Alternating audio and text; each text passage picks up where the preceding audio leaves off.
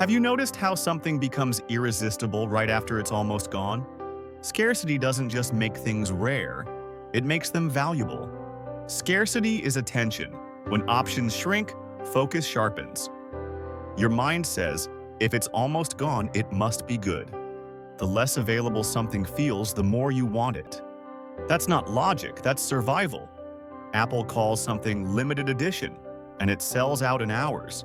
Airbnb says, only one left, and people click fast. Scarcity isn't about the product.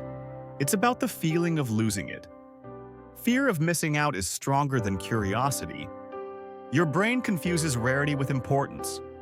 When things get rare, dopamine spikes, telling you it's worth chasing. People don't just buy rare things. They buy the chance to feel special, exclusive, chosen. Good marketers don't fake scarcity. They guide attention. A countdown, a closing date, or a limited batch gives people clarity to decide. Without limits, people delay. With limits, people act. Use scarcity not to manipulate, but to focus. Because when everything is available forever, nothing feels urgent. Scarcity works, but only when what's rare also means something. People value things that are scarce, but they value them most when they're meaningful. Scarcity works in marketing by making products feel urgent.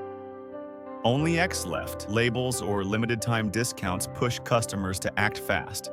Sales that feature limited availability, like flash sales or only 5 left, force customers to act fast and make quick decisions. Scarcity is a great tool in UX/UI design. Use countdown timers, pop-ups, and X left to trigger urgency and increase conversions. In entrepreneurship, limited offerings like invitation-only sales create a sense of exclusivity and urgency to purchase. Content creators can apply scarcity by offering limited edition content or special access to a series or webinar.